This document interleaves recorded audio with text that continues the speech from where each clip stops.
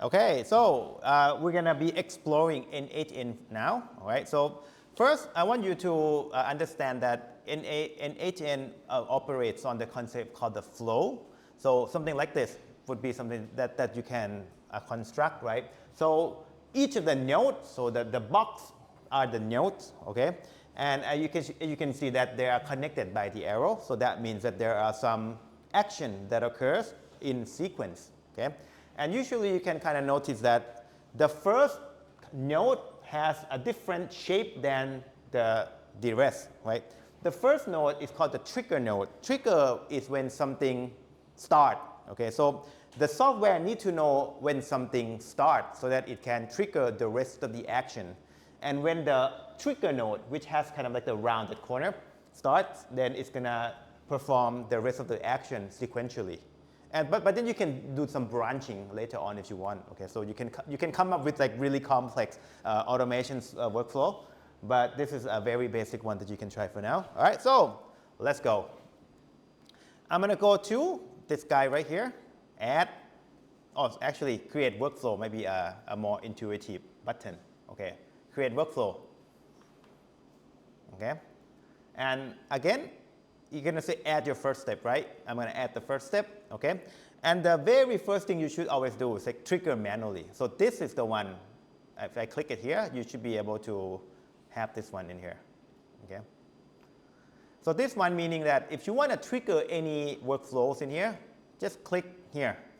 See, if you click like at the button, sorry, if and then if you go back and then everything, it should save it. Okay, I can always come back here. No, don't worry. Okay, if I were to click at here, then you're going to say that it's executed, although it doesn't do anything because there's no action afterward. Okay, and I can always come up here at the execution tab to see when I execute this node. As you can see that I just click at it twice, so then it already records my execution history. Okay, it's pretty nice. And you can actually click into here and see more detail of what you executed and what's the results of that workflow. Okay, so I'm going to go back to my editor. And then the first thing I have to look at, okay, so edit the field. So in n8n, each node will receive information from the previous node. Okay, and right now we don't have any information generator, so I'm just going to create a node that generates some information so that you can see how the information kind of pass through the nodes. Okay, so I'm going to click add. You can click add here, or you can click add here. Doesn't really matter. Okay, add here, and then I'm going to say the node called edit field. Okay, this guy right here. So put it here. There you go.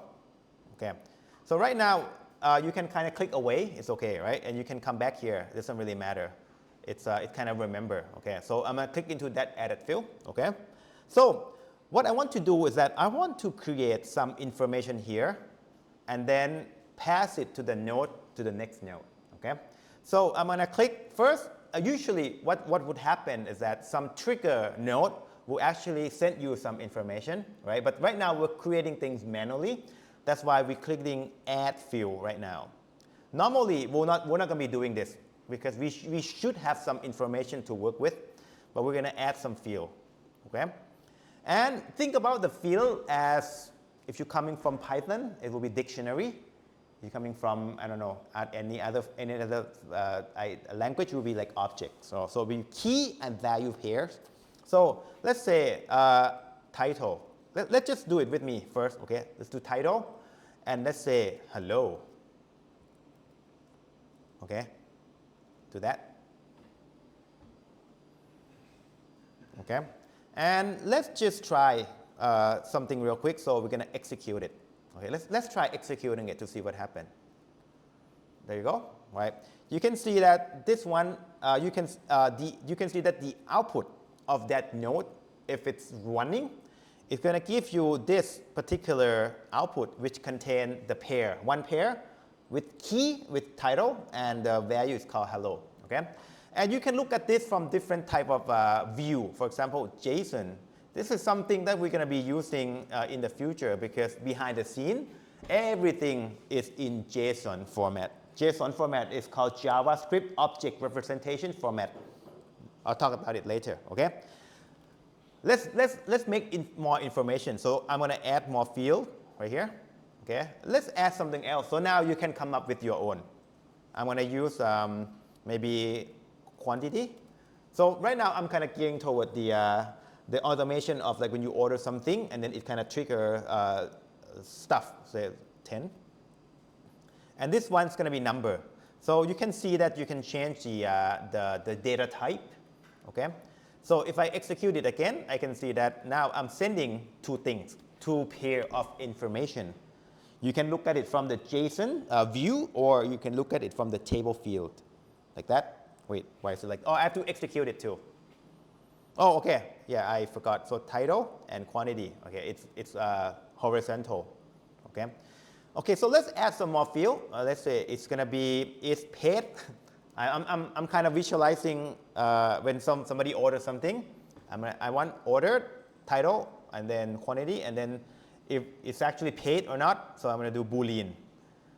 And then if you set into Boolean, then you only have option to be true or false, something like that. And then if you execute it, then that's it. That's your output data.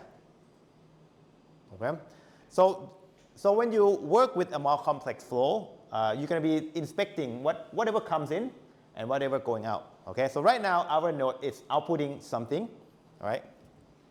So the last node that we're going to check out today, this one is just for debugging, meaning that you don't normally use this node per se, but right now I want to inspect whatever coming in from the previous node. So that's why I'm using the code node. Okay. All right, so I'm going to go back here, and I'm going to, wait, where is it? Okay. I'm going to add a node called the code. Okay, and you want to choose the one in JavaScript. Okay, if you feel adventurous, you can do Python too. Okay, but JavaScript is more, I guess, more stable. Okay. And right now it looks a bit daunting. Like these are all in JavaScript. Okay, but what we want to do right now is actually I'm gonna comment everything here. We don't need it. Actually, you don't even need to comment anything. You just type something in here. Okay, so let's do console.log. Okay, and then I'm gonna do star input.all. Okay, I'll explain it to you later. Okay, but just trust me on this. Okay, just put it in here. So if you know JavaScript, console.log is something, it's logging, printing, okay?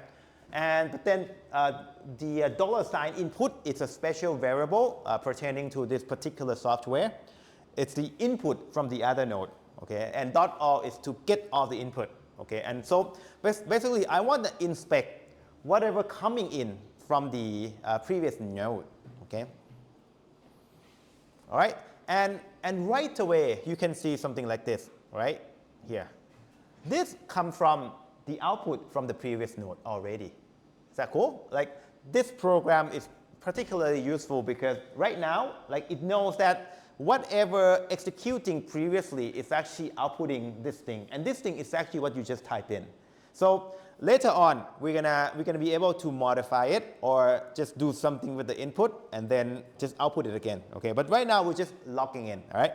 So if I were to execute these steps again, like that, right? Well, you're not gonna see anything much, but what we're gonna see is actually I can also console.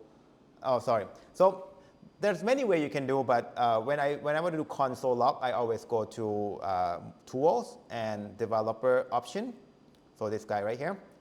And the console log is something that it's going to log onto that console. Okay, so I go to my developer mode tools, right here.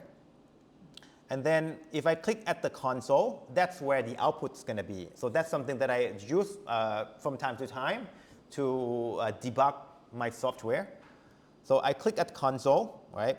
And now if I were to execute the step, you can see that there are stuff happening on your right? And if you kind of expand the drop down, you can see that these are the things that I just typed a moment ago.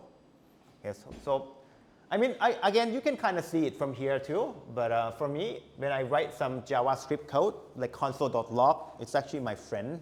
I always do it like this, just kind of make sure that I can inspect the output. Okay, so that's one way to do. Although, I mean, I would say that the other software is actually better at debugging. This one is a bit, I think, convoluted, but it works, okay? All right, so that's your first flow, okay? So you are going to, you already creating something in here, right? And then, so right now you can always execute the flow, right? And now if you executed it, it's gonna run, you know, all this node in sequence. So if you inspect the log again, right? I can click, and then it's actually run. Like I click this button right here, but it actually run everything. That's why you are seeing console.log from here.